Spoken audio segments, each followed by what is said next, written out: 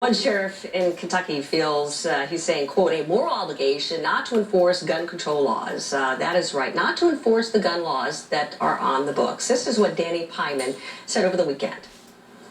And I looked, I couldn't justify if Obama passes this. It doesn't matter what he passes. The sheriff has more power than the federal people. They need to go back and study that. We're a commonwealth. I can ask the federal people to leave. They have to leave. Sheriff Danny Pyman, he's joining us from Hazard, Kentucky. And first of all, Sheriff, you listened to the president. What specifically in his proposals would you not follow that you would say that this is not fair? The background check, universal background check for all those who are trying to purchase a gun? No. To be honest with you, I didn't listen to the president. I was traveling to get here to speak today.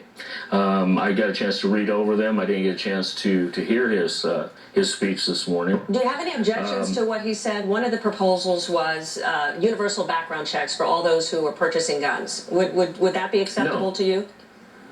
Yes, that's acceptable. Now, what about the ban on assault weapons? Is that something that you also agree you would uphold the law? Okay, where it is if he's if it goes the channels, if it goes through Congress, if it goes if Congress, it becomes law, if it goes that way, yeah, I would enforce the law. But to make an executive order and to say this is the way we're going to do this, see, that's where I have the problem, is when it becomes executive order, becomes to be able to override basically the Second Amendment, the Constitution. I took an oath to the Constitution, also to Kentucky's Constitution, to stand by that, and that's still what it is. That Second Amendment was actually to protect us, the people, against the government. Against, exactly what's happening here now. So, what part of the law then would you encourage your citizens not to actually obey? Is there anything that the president has proposed that you say, no, we're not going to cooperate? No, exactly what you said. Proposed. It's not law.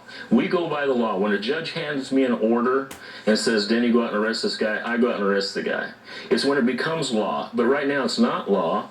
I can't say, I'm not going to tell my people to break the law. No, I'm not going to do that. But I'm just saying, as in a remote area where we live, in the, we don't have the access to police on every corner. We don't have this. Sometimes it takes me 45 minutes to be able to respond.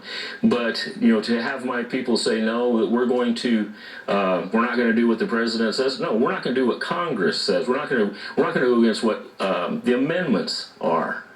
The way it is right now, all it is just a suggestion.